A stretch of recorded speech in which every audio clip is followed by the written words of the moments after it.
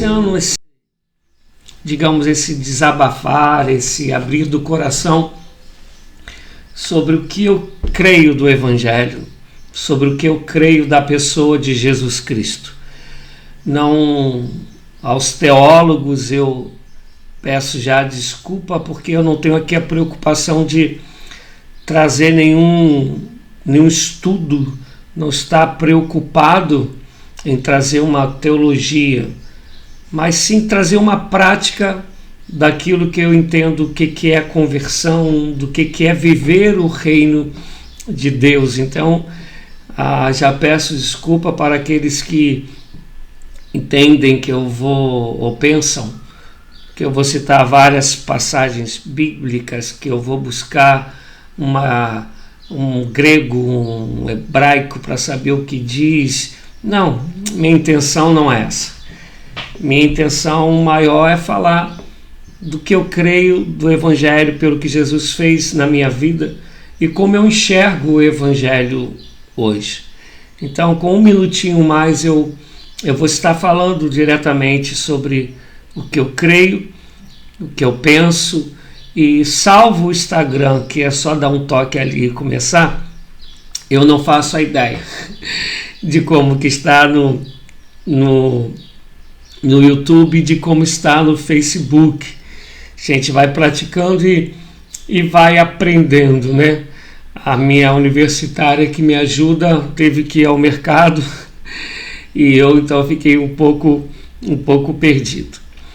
Mas, amados, antes de falar diretamente sobre o que eu desejo falar, que a minha visão do que é ser cristão, do que é evangelho, do que é o conteúdo, a essência do evangelho, para aqueles que de fato se entendem como cristão, eu quero estar contando rapidinho sobre a Bíblia, porque a Bíblia, ela é, e eu creio que teria que ser para todos, a grande razão de eu ser cristão há 30 anos, né? Porque eu me converti com 22 e hoje eu estou com 52 anos.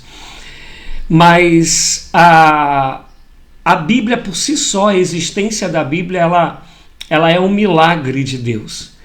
E eu vou te explicar o porquê.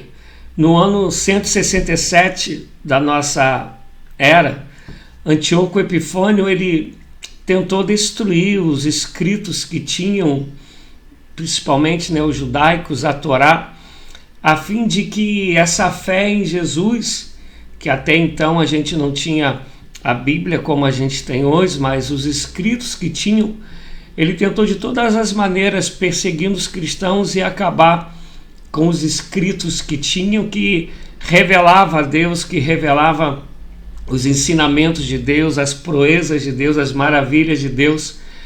E ele cria que assim ele conseguiria acabar com a fé em Cristo Jesus, a fé no único e verdadeiro Deus. Mas Antíoco Epifânio, ele não conseguiu fazer isso. Passou o tempo, em fevereiro de 303 da nossa época, Diocleciano, ele também tem um foco só praticamente em seu império, que é acabar com a fé em Cristo, acabar com o povo do caminho, né? Que é assim que a gente vai encontrar falando em Atos dos Apóstolos. E então ele mandou queimar todos os escritos que pudessem alimentar a fé em Cristo, que tivesse a ver com o Deus Criador dos céus e da terra, do único Deus. E ele perseguiu os cristãos, ele mandou queimar tudo, a ponto de a perseguição e morte dos cristãos tem sido tão forte, tão intensa, tão feroz, que Diocleciano, ele chegou a crer que ele tivesse acabado com o evangelho, com o povo do caminho, com os escritos cristãos, porque os cristãos ficaram um certo tempo um pouco em silêncio, quieto, e ele creu que ele tivesse acabado, a ponto dele mandar cunhar em uma moeda que a fé cristã, ela teria acabado, ela teria terminado.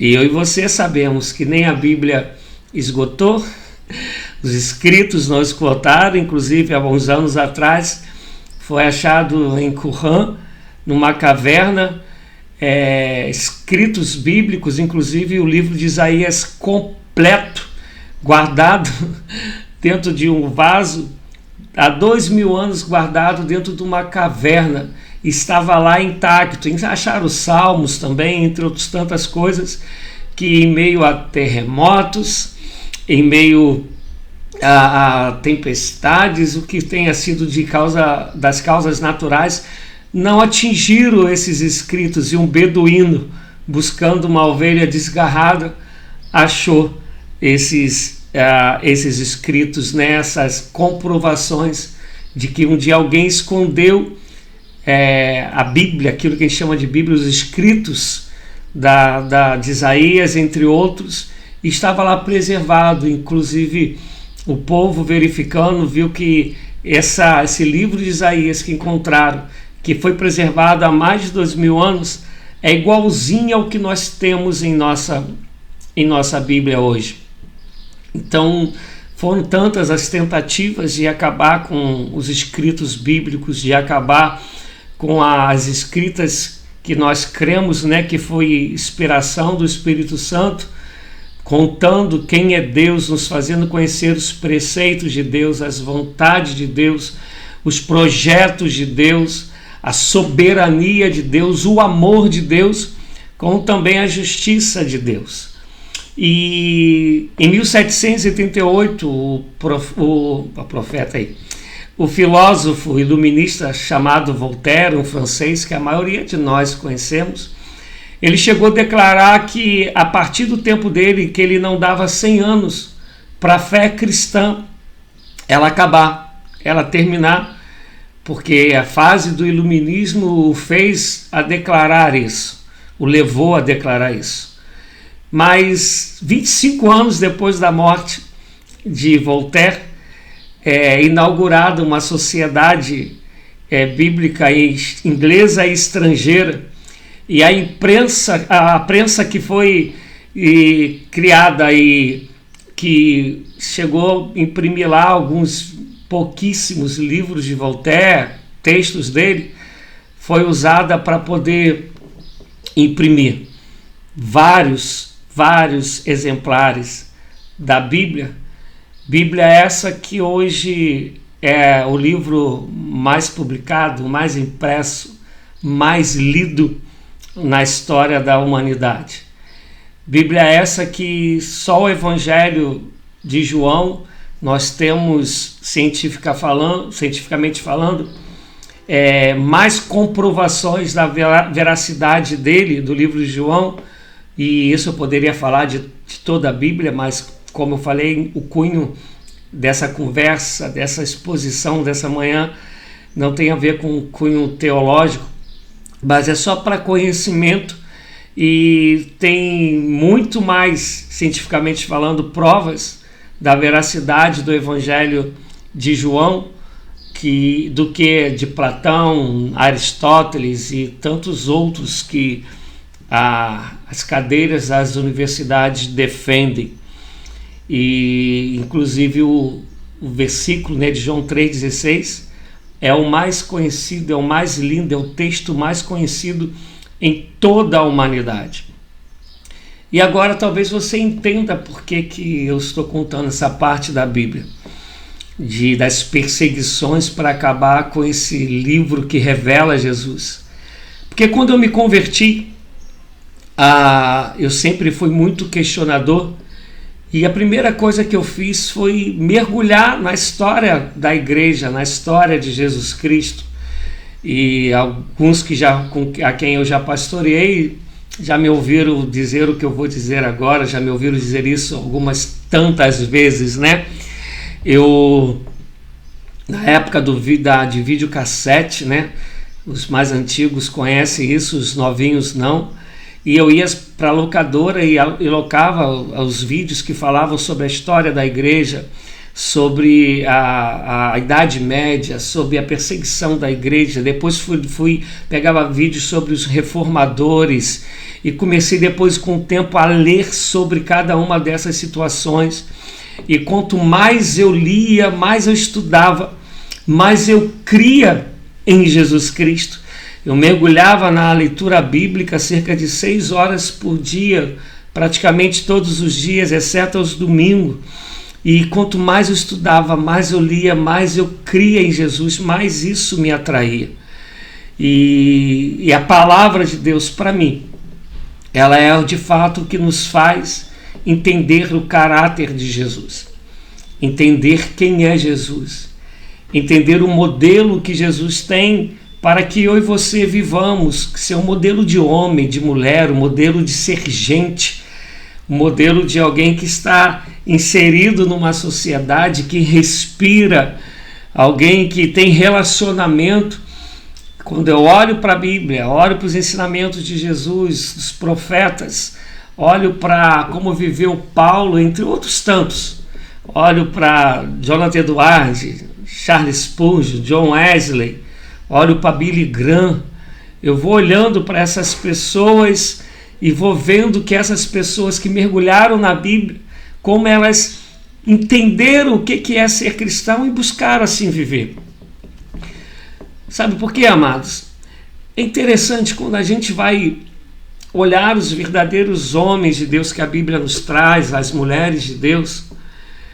Nós, quando normalmente que dizemos cristãos, somos atraídos por essas pessoas, pregamos sobre elas, nós vamos ver que o comportamento delas, o entendimento que elas tiveram de quem é Jesus, de quem é Deus, de como viver em Deus, difere na maioria das vezes de mim e de você, da maioria dos que se dizem cristãos. Nós olhamos para os profetas, olhamos para o próprio Jesus e vamos ver que, olhamos para Paulo, Pedro, e vamos ver que essas pessoas nunca tiveram ambição de ter, nunca tiveram preocupadas com posses nessa terra, nunca tiveram preocupadas de serem reconhecidas no sentido de receberem glórias por ocuparem algum cargo, uma posição na sociedade. A única briga, digamos assim, o único desejo dessas pessoas era de serem reconhecidas como homens e mulheres de Deus, de serem reconhecidas como luz do mundo e sal da terra, como serem reconhecidas como a Bíblia vai nos ensinar, embaixadores de Cristo.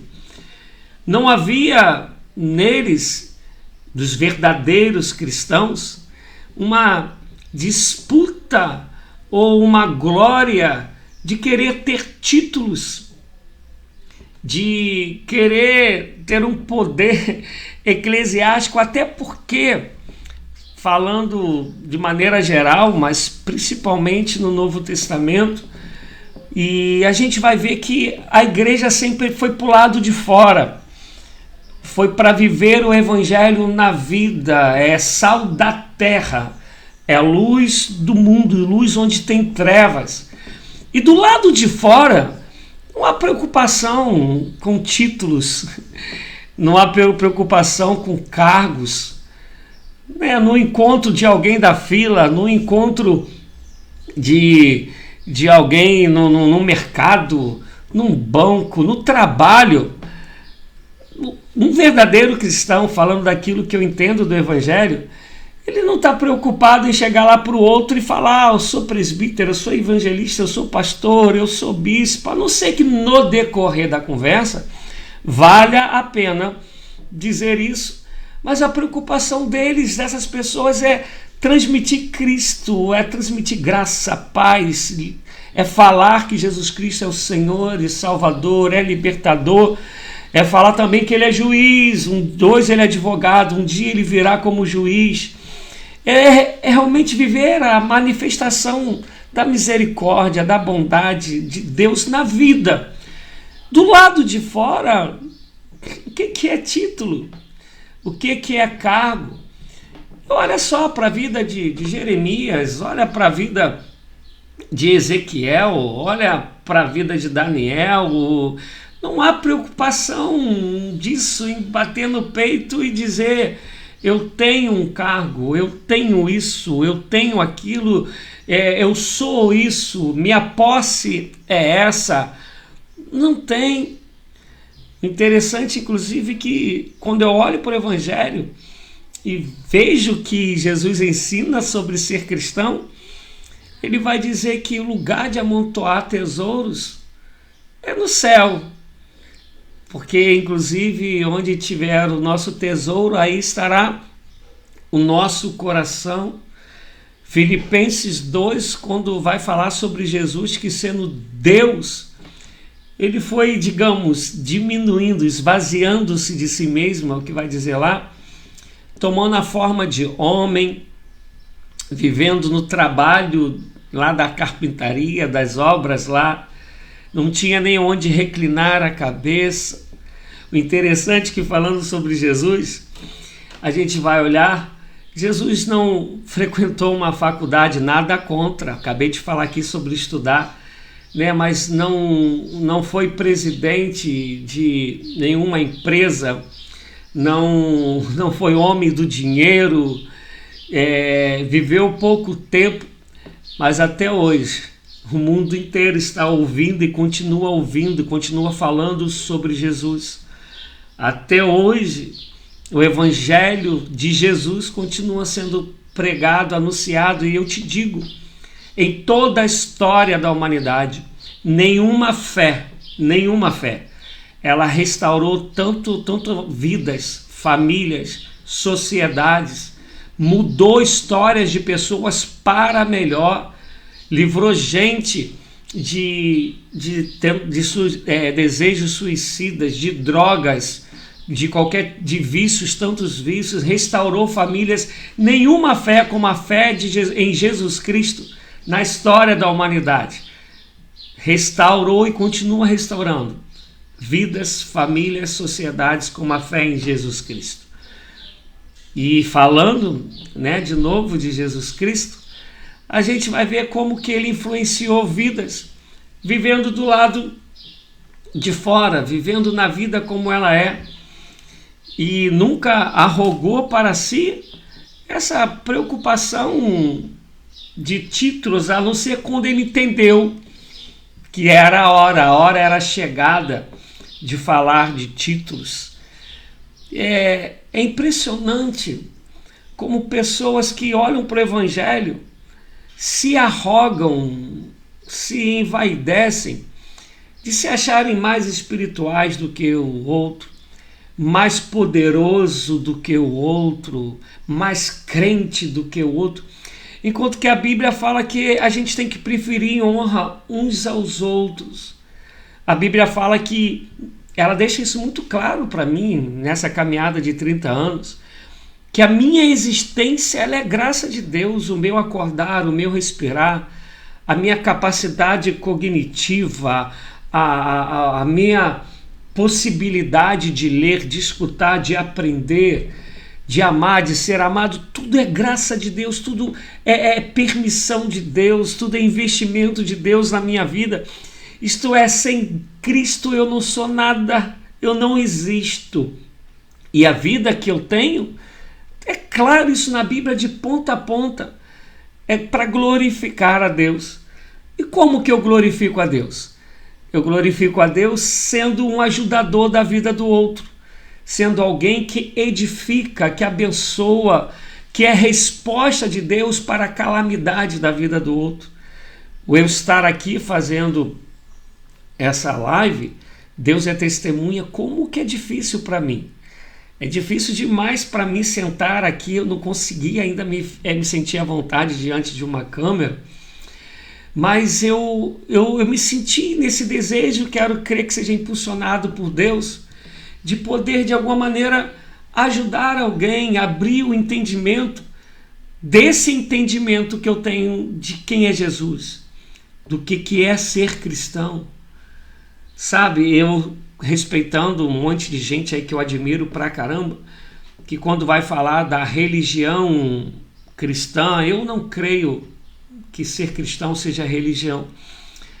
Ser cristão é um projeto de vida, é uma maneira de viver, é viver segundo o modelo de vida de Jesus Cristo, de Paulo, entre outros tantos, de John Wesley, de John Bunyan e por aí vai. É uma maneira de viver, é entender que a nossa vida ela é um projeto de Deus. E eu não estou aqui para disputar com ninguém nada. Eu estou aqui para ser o melhor que eu possa ser em Deus, para ser o melhor servidor, o melhor prestador de serviço para o meu próximo. E eu te falo como é difícil na sociedade atual ensinar as pessoas que elas foram chamadas, criadas para servir. Ontem eu dou um estudo na igreja falando sobre os dons espirituais e falando que os dons eles são para edificação da igreja, edificação do próximo. O único dom que edifica a si mesmo é o de línguas, os demais é tudo para edificação do outro, é tudo para abençoar, é tudo para servir ao outro. Sabe, todo o projeto de Deus na minha e na sua existência é para ajudar, é para socorrer ao próximo, é para poder ser acalento para os que choram, é para poder ser paz para aqueles que estão vivendo em guerras interiores e até guerras exteriores.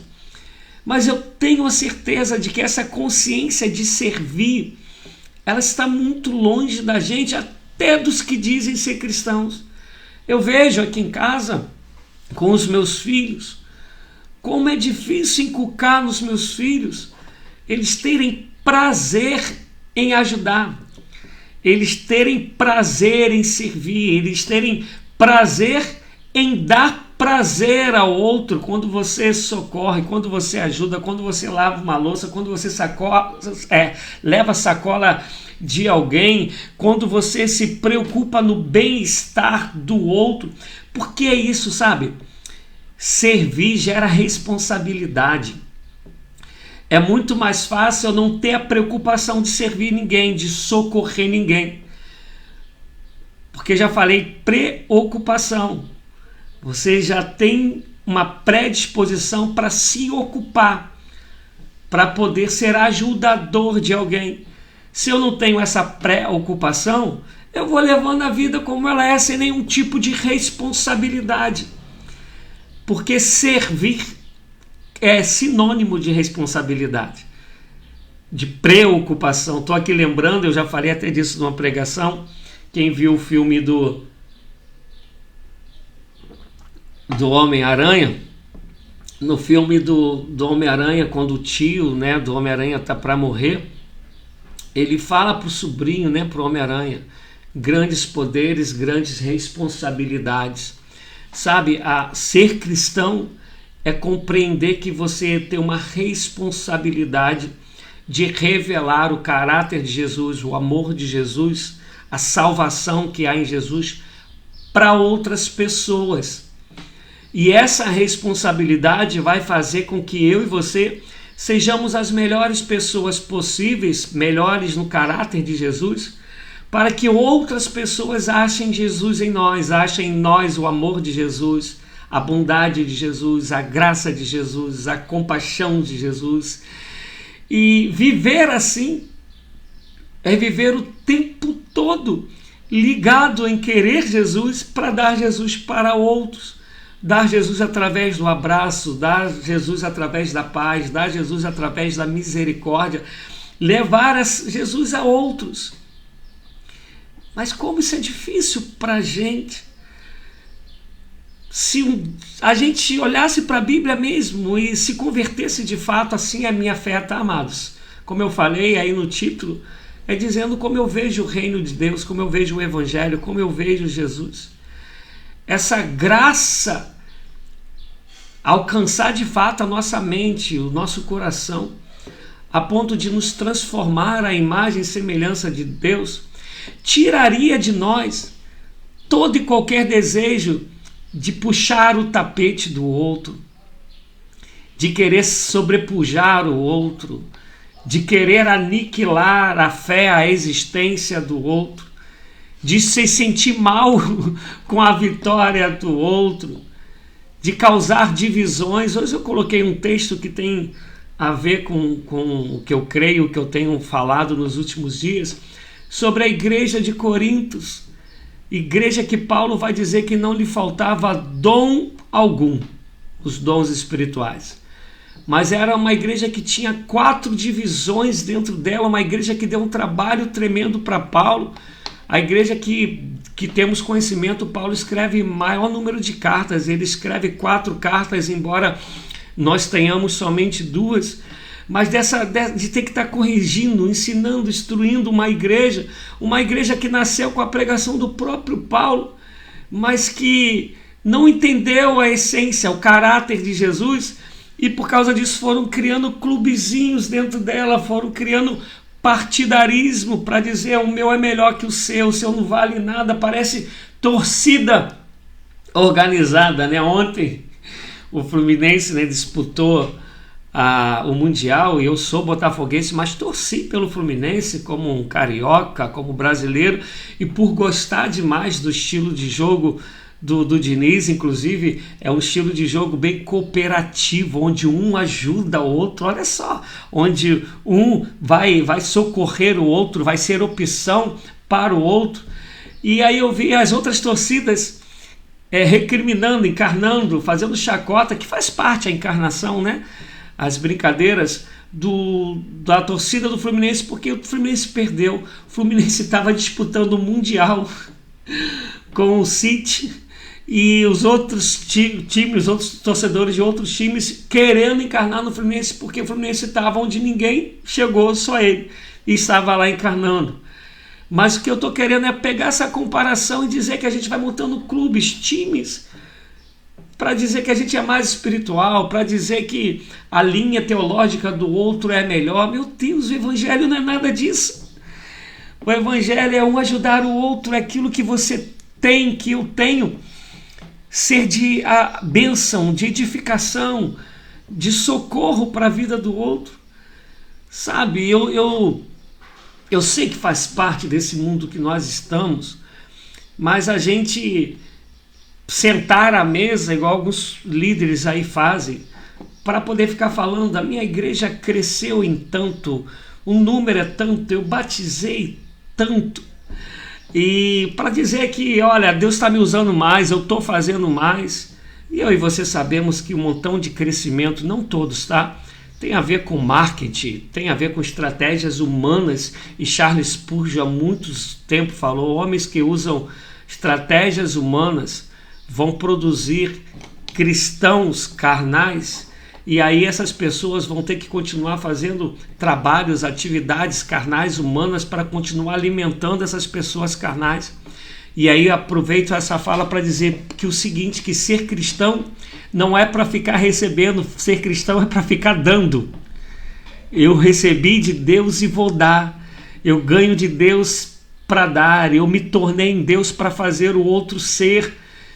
Por isso que a gente está essa meninice de igrejas que todo mundo vai como self-service, vai para receber, vai para poder ganhar, não se tornaram adultos, não se tornaram maduros para darem eles o alimento aos outros, para darem eles o socorro aos outros. É a igreja do pedinte, não é a igreja do serviço. E a Bíblia fala que nós somos obreiros, a Bíblia fala que o campo já está branco e Deus fala, ore para que o Senhor da Seara mande trabalhadores. Jesus falou que ele veio para servir, não para ser servido. Quando ele lava os pés em João 13, ele vai dizer, como vós me vistes fazer, fazei vós também. É o tempo todo falando que é para servir, é para dar, e a gente criou uma consciência louca dizendo que é evangelho, que é da gente estar recebendo, que a nossa espiritualidade ou as bênçãos de Deus são comprovadas ou são provadas pelo quanto que eu tenho de conta econômica na minha conta bancária, ou de que cargo hoje eu ocupo na igreja, enquanto a Bíblia mostra o contrário.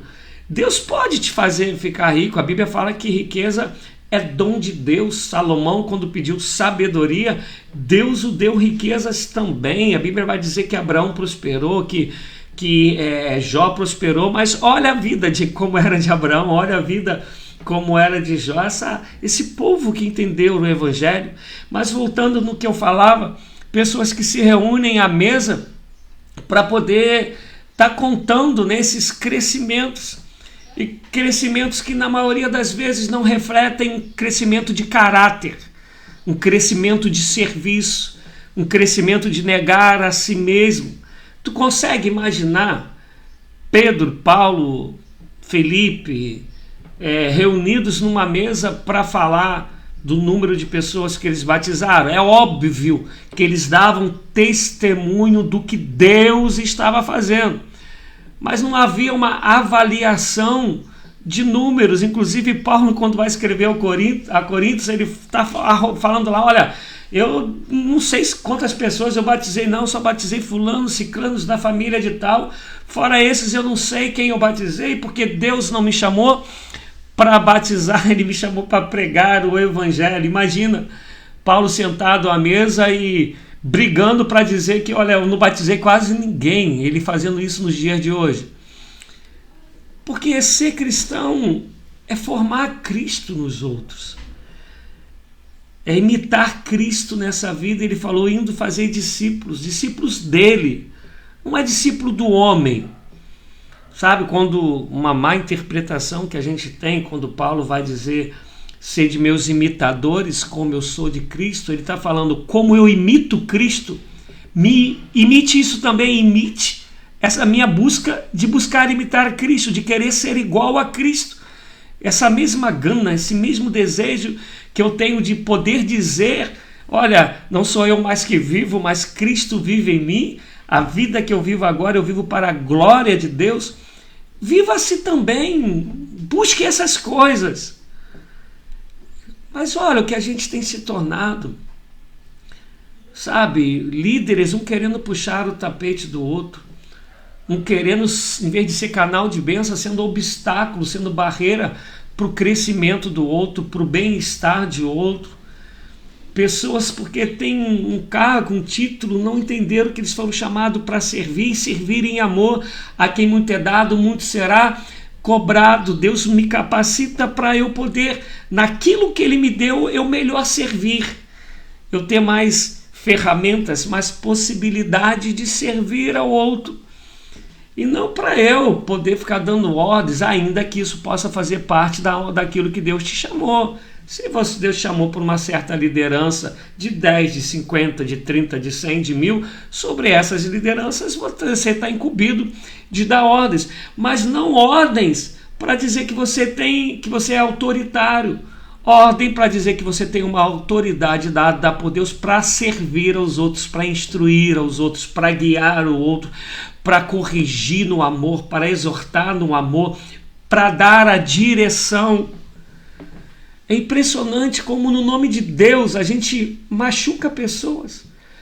A gente mata pessoas, mesmo deixando-as vivas, deixando-as respirando, mas a gente mata nos sonhos, a gente mata nos projetos, a gente mata na espiritualidade. Meu Deus, a história mostra como em nome de Deus foram feitas cruzadas, guerras feitas em nome de Deus. Como pode isso, gente? Que evangelho é esse que eles leram? Que Bíblia é essa que eles leram? Que conversão é essa que vai dizer que se pedir a túnica, dê também a capa? Se mandar caminhar uma milha, caminhe em duas, se bater numa face, dê na outra. Ore pelos que te perseguem, bendiga aquele que te maldiz. Olha só a diferença, sabe? É impossível ler Bíblia querendo ser transformada pela mesma, a Bíblia que revela Jesus, que revela o caráter de Jesus, e ter os comportamentos que a gente tem hoje. Me perdoe, gente, independente de denominação, lideranças que as pessoas veem que estão fazendo mal ao outro, estão fazendo mal à congregação onde que elas estão inseridas. Nessas lideranças que, fazendo isso, não se arrependem e desejam mudar, ou não entende, não cai na ficha para dizer, olha, se eu não estou sendo bênção para vocês, eu vou buscar sair, eu vou buscar ir embora. Há muito tempo, há uns anos atrás, eu lembro de uma mensagem de Augusto Nicodemos, que ele estava à frente de uma igreja. Augusto Nicodemos, quem não conhece, joga na internet. Um homem que é referência hoje de conhecimento bíblico, de mestre, hoje, na nossa atualidade. E ele falando que ele pediu para deixar a igreja porque ele entendia que ele não estava mais conseguindo abençoar a igreja como ele entendia que ele tinha que abençoar. Que ele não conseguia mais ser um ajudador. Não teve a ver nada de escândalo, não. Ele entendia que, olha, eu não estou conseguindo levar além, então eu vou para outro lugar e vou deixar outro vir para cá, a fim de que esse alguém possa ser para vocês bênção que eu não estou conseguindo ser, e quiçá que eu possa ser bênção em outro lugar onde Deus me levar. Mas as pessoas permanecem ali e não desce desse trono, sabe?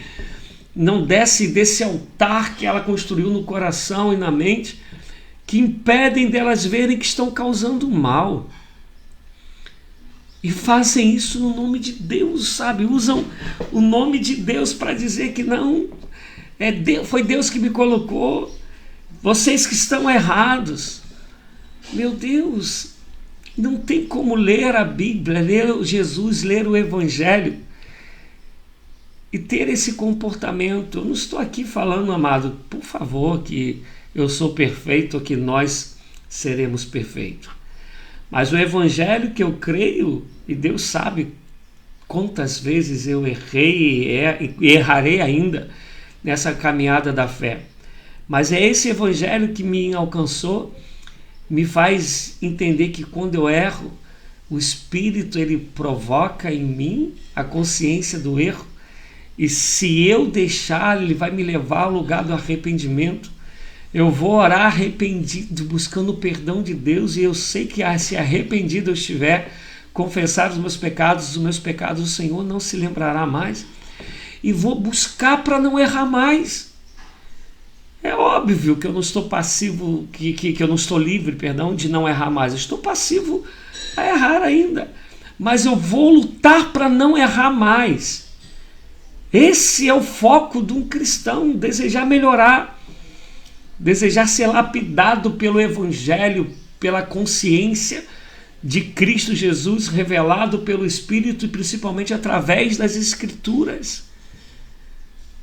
Não é possível que a gente pegue instituições e achemos que a instituição ela é maior do que a Bíblia. Achemos que a instituição ela não é para ser um braço para servir ao reino de Deus, para ampliar o reino, para levar o reino a mais adiante, mais distante. Achamos que a instituição ela se torna um fim em si mesmo, e principalmente quando a instituição vai te dando poderes sociais e eclesiásticos e humanos, quando a instituição ela vai te dando dinheiro, ela vai te dando cargos, e você começa a achar que aquilo ali é ser igreja. Não. A instituição, eu creio, ela é boa quando o fim dela é servir ao reino com uma consciência limpa, tranquila, de que vai ser feita a vontade de Deus, de que é Ele que vai dar as diretrizes, que no momento que não tiver o caráter de Deus, não tiver a cara de Deus, não é mais evangelho, não serve mais a instituição. Vamos corrigir o erro. Nós, quando falamos da reforma, vamos lembrar que o Lutero ele nunca quis sair da Igreja Católica, ele quis reformar a Igreja Católica. Ele quis mudar o que estava errado. Quando nós metodistas vamos falar de John Wesley, a intenção dele nunca foi sair da anglicana, mas foi mostrar com seu próprio caráter, seu próprio comportamento, com a experiência que ele teve com Deus, o caminho certo de viver em Cristo e tirar o povo do caminho errado que estava vivendo. É impossível a gente olhar para o Evangelho de Cristo deixando ser evangelho em nós, boas novas em nós, e nos alegrarmos com a derrota dos outros e, mais ainda, a gente desejar a derrota do outro, desejar o fracasso do outro, ficar fazendo fofocas para a destruição do outro, às vezes até articulando ações para derrubar o outro. Meu Deus, não é evangelho, não é. Eu não sei, não faço ideia de quantos estão assistindo isso, de quantos vão assistir. Eu conversando com um amigo esses dias, né, ele louvando a Deus pelas mensagens que Deus tem me dado, ele tem ouvido, e eu falava para ele, amado, sabe, eu falava, amigo, eu nunca vou pagar um centavo para que o YouTube, essas redes sociais levem a palavra, as minhas mensagens mais longe. Se for da vontade de Deus, vai acontecer. Se não for, 1, 2 pessoas que forem alcançadas, se for revelação de Deus, se for palavra de Deus, eu já estou feliz, que eu estou com muita luta, como eu falei no começo, essa dificuldade de ficar em frente a uma câmera falando, tentando levar o que Deus tem me dado para outras pessoas por esse veículo que hoje nós temos, né? Antigamente Jesus pegava um barquinho e ficava falando e navegava de um lugar para o outro. Hoje o nosso barquinho é a internet. A gente consegue chegar a outros lugares e levar a palavra. Mas meu intento não é esse, meu intento é fazer a mensagem chegar, meu intento não é fama, não é nada disso. Sabe, Deus sabe como eu me sinto mal quando eu não consigo levar o evangelho a alguém. Diante de Deus, meu amado, minha amada, eu falo como eu desejo fazer o evangelho chegar às pessoas, como eu me alegro quando eu vejo alguém de fato sendo transformado pela palavra. Antes de começar aqui, eu orava a Deus, e Deus sabe que eu tenho falado isso para Ele todos os dias. Eu falava, Deus, como eu preciso aprender, como eu preciso de unção, como eu preciso de graça, como eu preciso de uma mente melhor para servir, como eu preciso aprender a amar mais.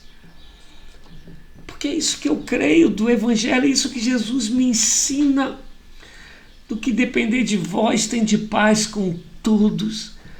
Sede suporte, suportai-vos em amor. Isso, seja aquele que dá o ombro para dar suporte, para levantar aqueles que estão caindo ou estão até mesmo caindo. Fica ali, sabe? Seja como um suporte até essa pessoa conseguir ficar de pé de novo. Nada façais por ambição, nada façais por vanglória, mas considere os outros superiores a vós mesmo. Olha só, gente, o que é o Evangelho? E se ele tem a ver com busca de poder? Poder que a gente tem que buscar é o do Espírito, e esse poder que a gente busca é para servir o outro. É para ministrar cura sobre o outro, é para aconselhar o outro, é para levar socorro ao outro, é para levar paz ao outro, é para levar o evangelho da salvação ao outro.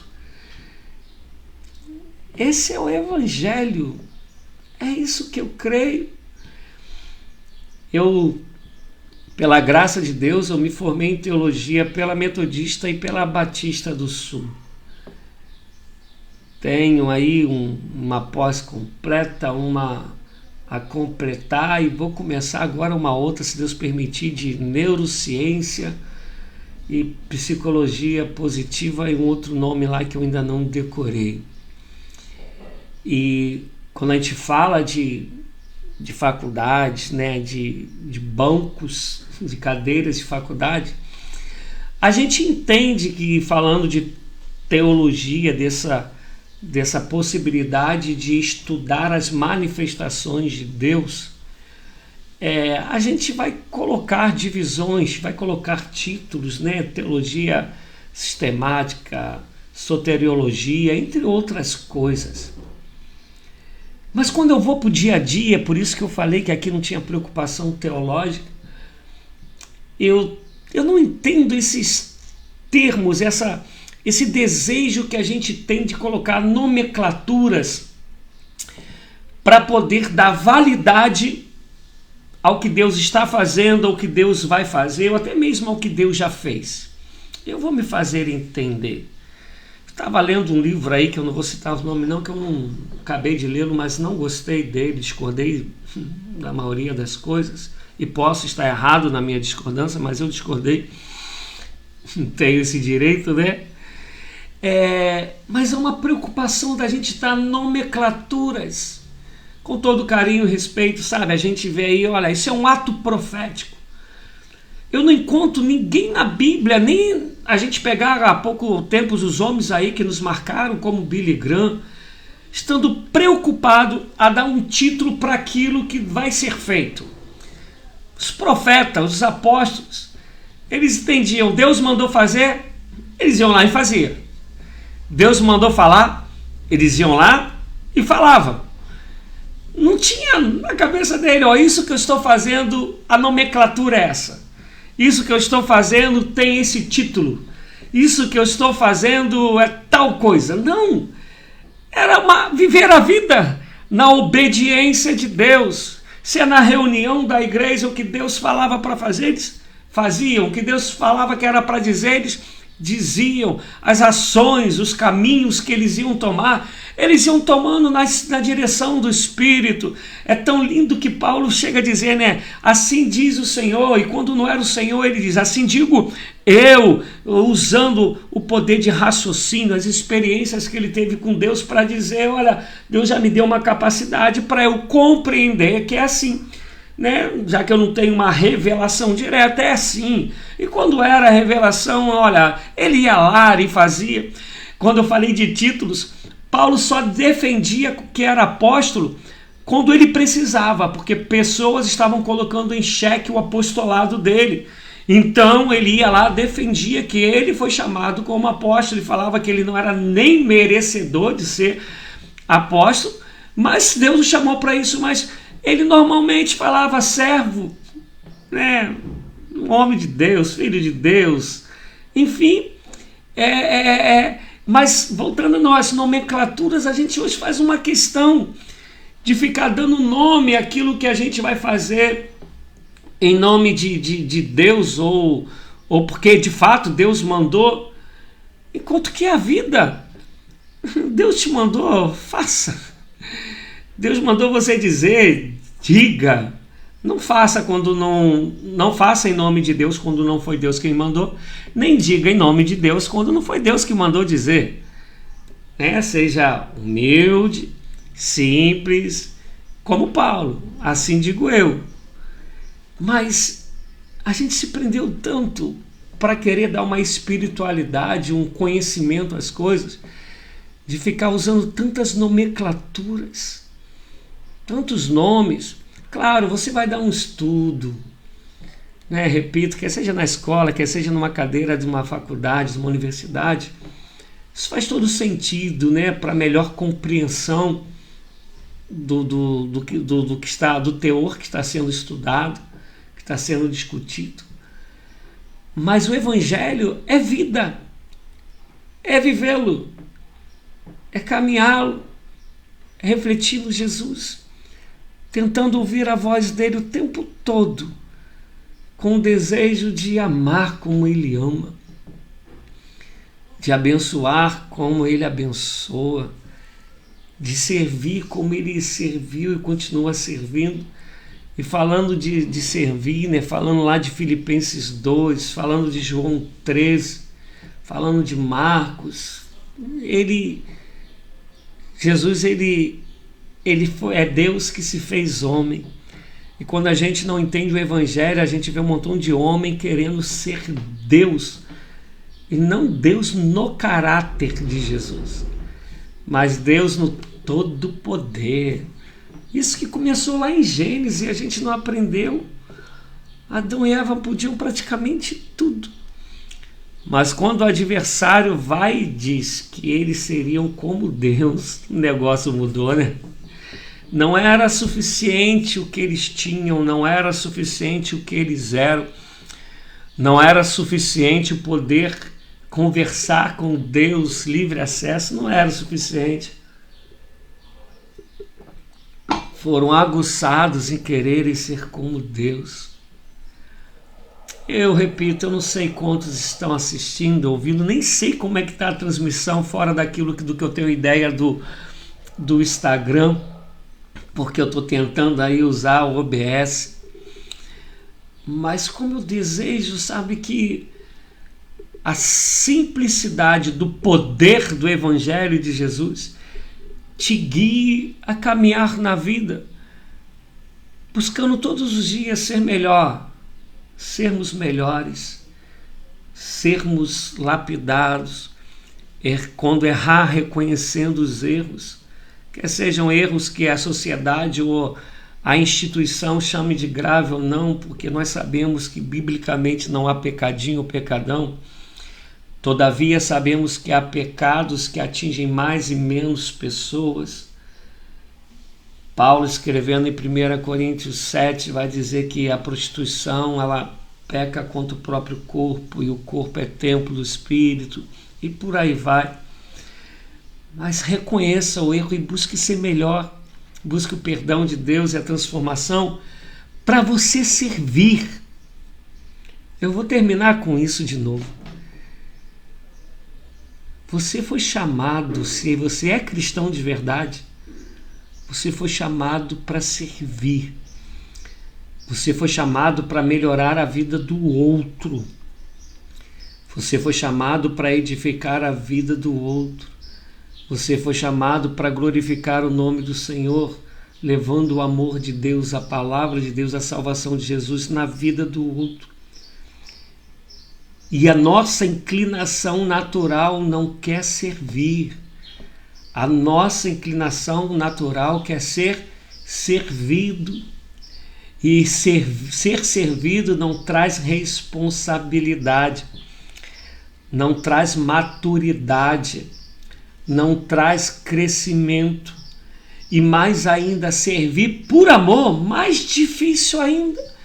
Servir sem desejar nada em troca. Servir sem ser reconhecido no sentido de vanglória, de ser exaltado. Mas servir por amor, servir por prazer, servir por querer glorificar a Deus. Poucos de nós queremos, mas esse é o caráter do verdadeiro cristão. E como eu disse aqui anteriormente, eu vejo aqui em casa como é difícil colocar nos meus filhos, principalmente aqui dentro de casa, essa consciência de lavar uma louça porque está ajudando em casa, não quer ser pesado para o pai, para a mãe ou para o outro, de limpar porque sabe que eu limpando eu estou tirando o peso do outro, eu estou ajudando o outro, de ver algo no chão e pegar esse algo por consciência de cuidado, sendo seu ou não sendo seu. Isso eu estou falando de coisas simples, mas que tem um valor tremendo de dentro de casa, da família. A Bíblia chega a dizer em Tiago que aquele que pode fazer o bem, que sabe, que tem a possibilidade de realizar o bem, que está em suas mãos socorrer e não o faz, comete pecado. Agora tu imagina essa consciência do serviço e esse prazer do serviço em amor sendo uma realidade em todos os cristãos.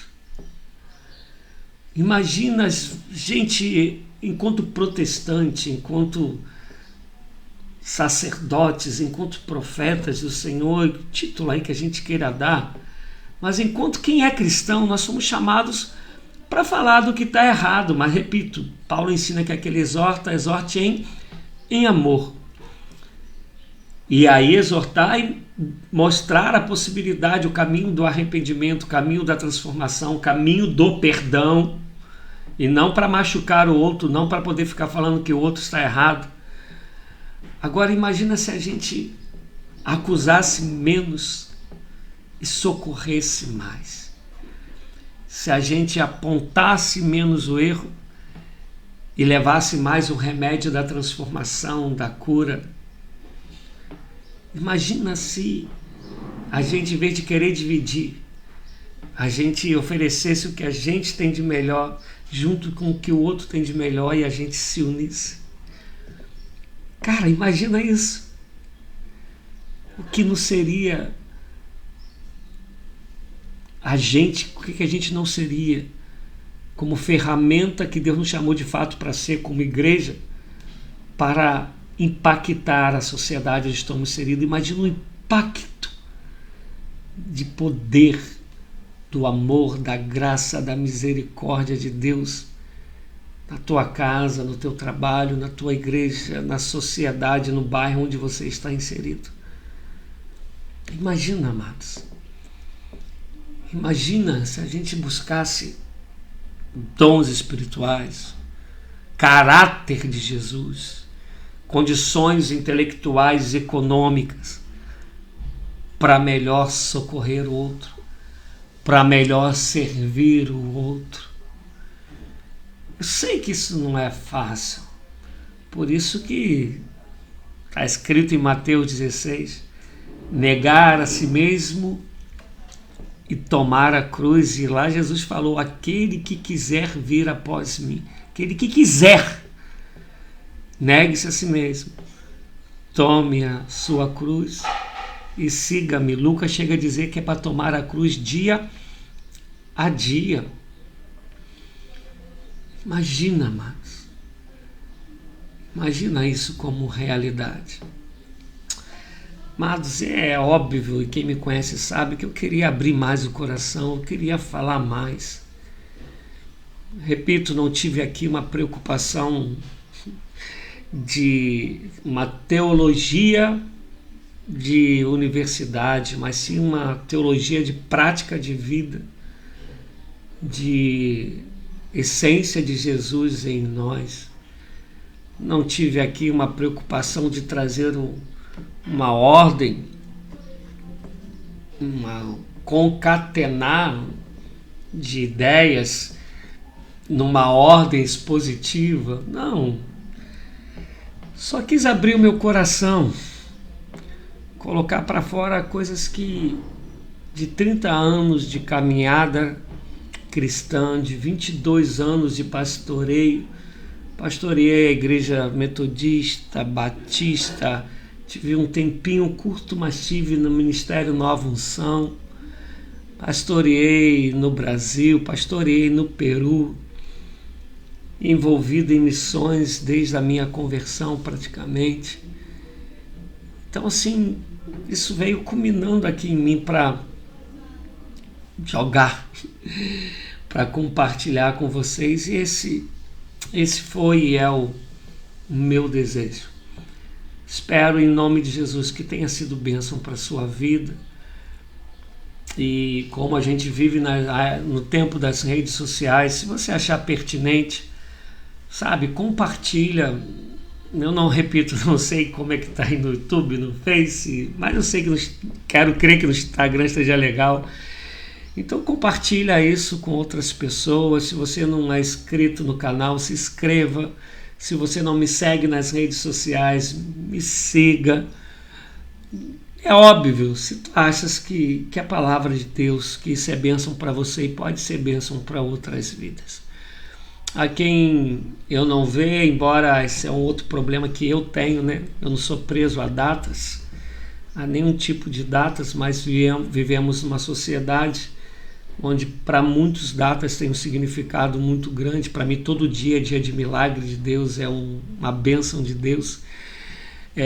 Para mim Jesus está nascendo no coração de tanta gente todos os dias, então todo dia é Natal, o tempo todo no coração daqueles que recebem a Jesus. Mas ainda assim, um Feliz Natal para vocês, um ano novo de bênçãos, mas mais do que isso, que você seja bênção na vida do outro, que a maior bênção é ser aquilo que o Senhor nos chamou para ser. Ele nos chamou para sermos bênção na vida dos outros. mas que a graça e a misericórdia do Senhor invadam o seu coração. Que o Senhor te dê alegria e paz em nome de Jesus, e seja você uma bênção.